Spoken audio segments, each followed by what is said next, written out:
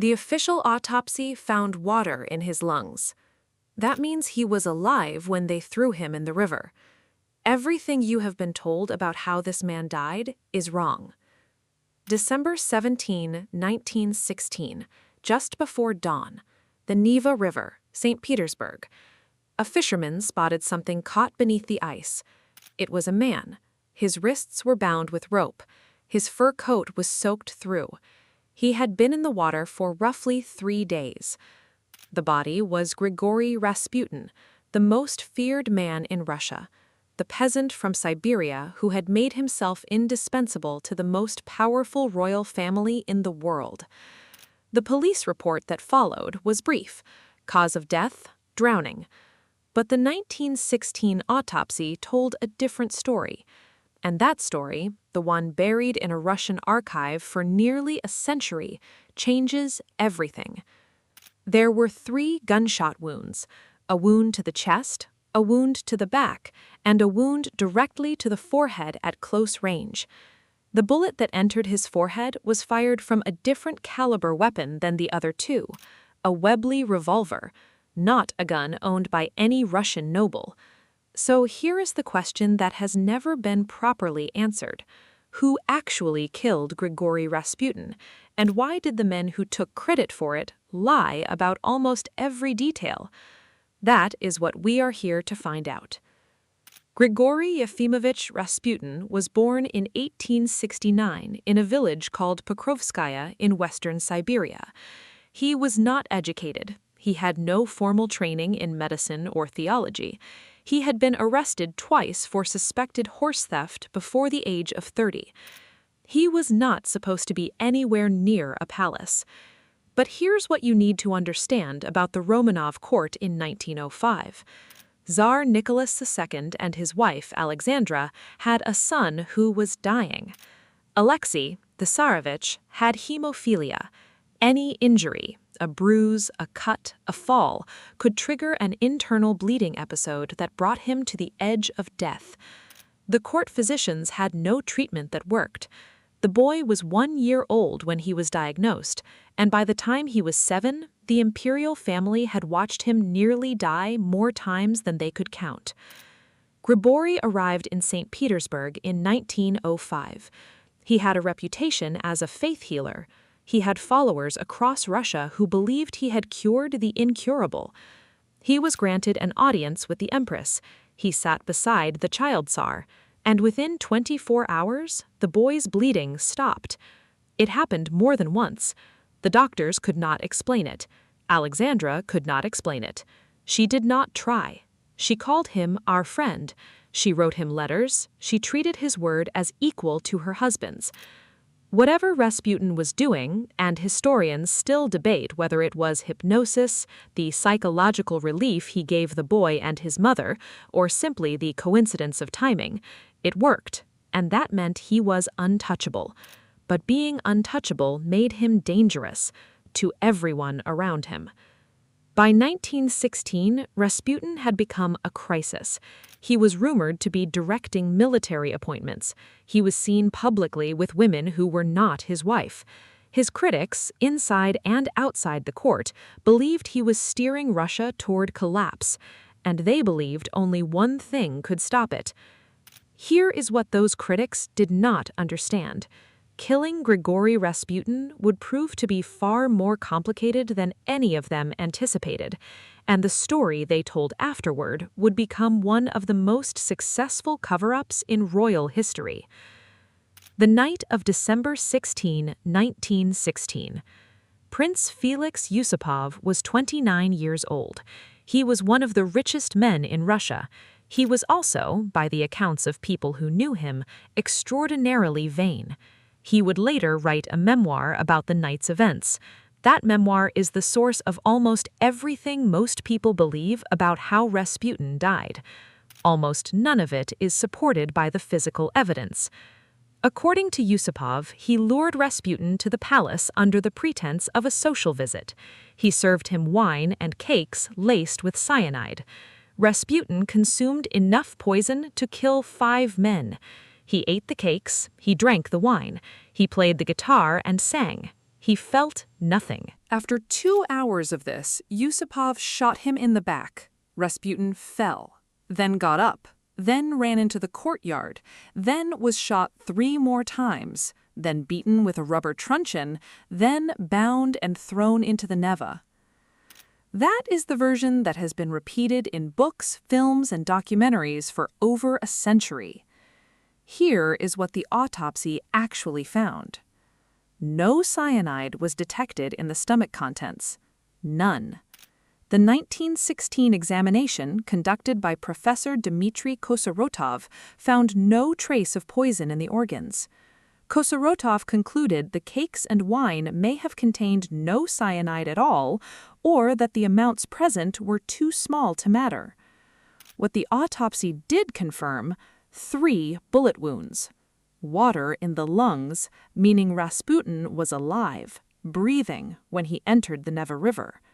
And that detail, lungs containing river water, is the detail that turns this from a legend into an unsolved homicide. If the poison story was invented, if the famous survival narrative was fabricated, then why? What was Yusupov hiding? The answer involves a weapon that should never have been in that room. In 2004, British historian Andrew Cook and forensics researcher Keith Skinner published a re-examination of the Rasputin murder. Their conclusion, supported by the original 1916 autopsy report, was direct. The supernatural survival narrative was fabricated. But they went further than the autopsy. They identified the likely source of the 3rd shot, the close-range wound to the forehead, the bullet that ended Rasputin's life. The weapon was a Webley revolver, a British service weapon, not a Russian pistol. In 1916, there was a British intelligence officer stationed in St. Petersburg named Oswald Rayner. He was a personal friend of Felix Yusupov. They had been students together at Oxford. Rayner was an operative with the British Secret Intelligence Service, the organization that would later become MI6. Cook and Skinner's research, published in their 2006 book To Kill Rasputin, argued that Rayner was present in the palace that night, that the 3rd shot, the kill shot, was fired by a British agent, and that the reason was strategic, not personal. In late 1916, Rasputin was known to be pressuring Alexandra and the Tsar toward a separate peace with Germany. Britain could not afford that peace. If Russia left the war, German forces on the Eastern Front would redeploy to France. The consequences could be catastrophic. The British government had motive. They had an asset on the ground who was already inside the conspiracy, and the 3rd bullet came from a British gun. This does not mean Rayner's involvement has been proven beyond doubt. It has not. The evidence is circumstantial, compelling, documented, and circumstantial. What Cook and Skinner established is that Yusupov's account is unreliable, the forensic evidence contradicts the legend, and a British connection cannot be dismissed. A memo found in British intelligence files from 1916, written by a senior SIS officer, refers to Rasputin's death as a good result. It was written 2 weeks after the body was pulled from the river.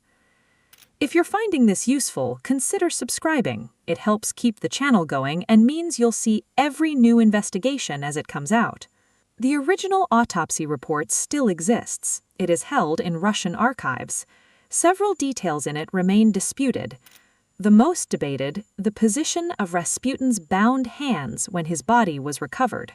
Some accounts say his hands were raised above his head, interpreted by some researchers as evidence he had tried to free himself while underwater, meaning he was alive and conscious when he entered the Neva River. Other accounts dispute this detail entirely, calling it an embellishment added to later retellings. The detail matters. If Rasputin was still alive when he hit the water, then none of the gunshot wounds were the technical cause of death. He drowned. That means the autopsy finding of water in the lungs is not incidental. It is the finding that defines what happened. So after more than a century, 3 questions remain without definitive answers. Who fired the 3rd shot? Was Rasputin alive or unconscious when he entered the Neva River? And did the British government sanction the murder of a civilian on Russian soil to prevent a separate peace? No formal inquiry has ever been convened. No surviving participant was ever charged. Felix Yusupov died in Paris in 1967 at the age of 80, still telling the cyanide story to anyone who would listen. Rasputin was 47 years old when he died. He was buried on the grounds of the imperial estate at Tsarskoye Selo, a gift from the Empress. 2 months later, after the February Revolution of 1917, a group of soldiers dug up the coffin and burned the body in the forest. No grave marker was preserved. The Romanovs were gone within a year. Nicholas and Alexandra, along with their 5 children, were executed by Bolshevik forces in July 1918 in Yekaterinburg. Alexei, the boy whose bleeding Rasputin had managed to stop, was 13 years old. Felix Yusupov fled Russia in 1919 with his wife and a collection of Rembrandt paintings. He settled in Paris, where he lived comfortably for another 48 years. He published his memoir in 1927. It sold well.